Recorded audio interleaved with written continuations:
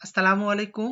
তৃতীয় শ্রেণীর শিক্ষার্থীরা তোমরা সবাই কেমন আছো? আশা করি তোমরা আলহামদুলিল্লাহ ভালো আছো।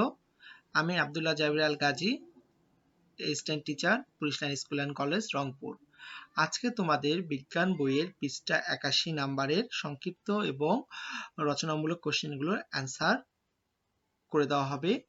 পৃষ্ঠা ৮১ নাম্বারে হচ্ছে তোমার অধ্যায় ৬ বস্তুর উপর বলের প্রভাব। এই অনুশীলনী গুলো নিয়ে আজকে আমাদের আলোচনা। আসো শুরু করা যাক।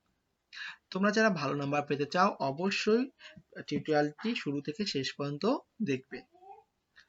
তোমার প্রথমে বলা হয়েছে সংক্ষিপ্ত প্রশ্ন ৪ ক, বল প্রয়োগ করে কিভাবে পদার্থের আকার পরিবর্তন করা যায় তার একটি উদাহরণ দেই। উত্তর, প্লাস্টিকের স্কেলকে বাঁকালে এটি ধনুকের মতো আকৃতি লাভ করে। অর্থাৎ বল প্রয়োগ করলে তুমি যদি প্লাস্টিকের স্কেলকে একটু বাঁকাও তাহলে কিসের মতো আকৃতি ধারণ করবে? ধনুকের মতো আকৃতি লাভ করবে। ব্যাখ্যা, যখন আমরা একটি প্লাস্টিকের স্কেলে দুই প্রান্ত ধরে তাকে মাঝখান থেকে চাপ দিয়ে বাঁকাই তখন স্কেলের উপর বল প্রয়োগ হয়। এই বলের কারণে স্কেলের আকার সাময়িকভাবে পরিবর্তিত হয়ে ধনুকের মতো বক্র বা বাঁকা হয়ে যায়। প্রিয় শিক্ষার্থীরা, তোমরা হয়তো অনেকেই ক্লাসে দুষ্টমির ফাঁকে বা বাসায় এই কাজটি করে দেখেছো। আর যারা করনি আরেকবার করে দেখবে, কিন্তু একটু লক্ষ্য রাখবে যাতে কি হয়, কোনো অ্যাক্সিডেন্ট না হয়। এরপর ৪ খ নাম্বার প্রশ্ন হচ্ছে, দৈনন্দিন জীবনে বল প্রয়োগের মাধ্যমে করা যায় এমন দুটি কাজের উদাহরণ দিই। উত্তর, দৈনন্দিন জীবনে বল প্রয়োগের মাধ্যমে করা যায় এমন দুটি কাজ হলো, ১ নাম্বার হচ্ছে কি ফুটবল খেলার সময় বলে লাথি দেয়া, ২ নাম্বার হচ্ছে ক্রিকেট খেলার সময় বল ছুঁড়ে মারা। এখন দেখো প্রথমে হচ্ছে কি ফুটবল খেলার সময় বলে লাথি দেওয়ার মধ্যে কি আছে, বল প্রয়োগ করে বস্তুটির গতি ও দিক পরিবর্তন করা হয়। অর্থাৎ যখন তুমি কি ফুটবলকে লাথি মারবে তখন কি হবে, বস্তুর গতিটা বৃদ্ধি পাবে, বলের গতি বৃদ্ধি পাবে এবং দিকও পরিবর্তন হয়ে যায়। এবার হচ্ছে ক্রিকেট খেলার সময় বল ছুঁড়ে মারা, বলের গতি তৈরি হয় এবং এটি এক স্থান থেকে অন্য স্থানে চলে যায়। আমি আশা করব তোমরা যারা ক্লাস 3 তে পড়ো অবশ্যই তোমরা কি ফুটবল এবং ক্রিকেট খেলেছো অথবা খেলা দেখেছো। ৪ গ নাম্বার হচ্ছে, ঢাকনা ছাড়া প্লাস্টিকের বোতলে চাপ দিলে বোতলের আকারে কি পরিবর্তন হয়? উত্তর, ঢাকনা ছাড়া প্লাস্টিকের বোতলে হাত দিয়ে চাপ দিলে বোতল চ্যাপ্টা বা ভিতরের দিকে কি হয়, বসে যায়, অর্থাৎ বোতলের আকারে পরিবর্তন হয়। ব্যাখ্যা, যখন আমরা ঢাকনা ছাড়া প্লাস্টিকের বোতলে চাপ দিই তখন ভেতরের বাতাস সহজে বাইরে বেরিয়ে যেতে পারে, ফলে বোতলটি সহজে সংকুচিত বা চ্যাপ্টা হয়, অর্থাৎ বল প্রয়োগে বোতলের আকার বদলে যায়। বন্ধু, তোমরা বাসায় অবশ্যই এটি প্র্যাকটিস করে দেখবে। একটা তোমার বোতল নিবে, ধরো তোমরা যারা আহ কি বলো 7 আপ খাও বা মোজো খাও, খাওয়ার পরে কি করবে, বোতলটা ঢাকনা ছাড়া নিয়ে একটু চাপ দিবা, তাহলে দেখবো অবশ্যই তোমরা এই এক্সপেরিমেন্টটি করতে পারতেছো। এখন হচ্ছে রচনামূলক প্রশ্ন ৫ ক, বল প্রয়োগের ফলে পদার্থের কয় ধরনের পরিবর্তন হয় এবং পরিবর্তনগুলো কি কি? উত্তর, বল প্রয়োগের ফলে পদার্থের ৩ ধরনের পরিবর্তন হয়। পরিবর্তনগুলো হলো গতির অবস্থার পরিবর্তন, ২ নাম্বার হচ্ছে আকৃতির পরিবর্তন, ৩ নাম্বার হচ্ছে আয়তনের পরিবর্তন।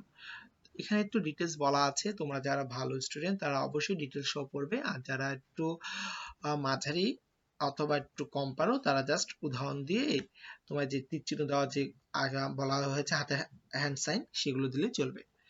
যেমন প্রথমে হচ্ছে কি গতির অবস্থার পরিবর্তন, বল প্রয়োগের ফলে কোনো বস্তু থেমে থাকলে চলতে শুরু করতে পারে, চলতে থাকলে থেমে যেতে পারে অথবা চলার দিক পরিবর্তন হতে পারে। যেমন মনে করো তুমি একটা কি করতেছো, ওই যে ঠেলা গাড়িকে কি করতেছো, থেমে আছে, তুমি বল প্রয়োগ করলা সেটাকে চলতে শুরু করবে। আবার মনে করো কোনো একটা গাড়ি চলতেছে, সেটাকে তুমি কি করলা, বল প্রয়োগ করে থামানোর চেষ্টা করলা বা গতির দিক পরিবর্তন করে দিতে পারো। যেমন বাচ্চা ফুটবলের উদাহরণ হচ্ছে ফুটবলের মাঠে দাঁড়িয়ে থাকা বলকে লাথি দিলে সেটা কি গড়িয়ে যায়, চলন্ত গাড়িকে ব্রেক চাপলে সেটা তোমার থেমে যায়, ব্যাট দিয়ে বল মারলে বলের দিক পরিবর্তন হয়।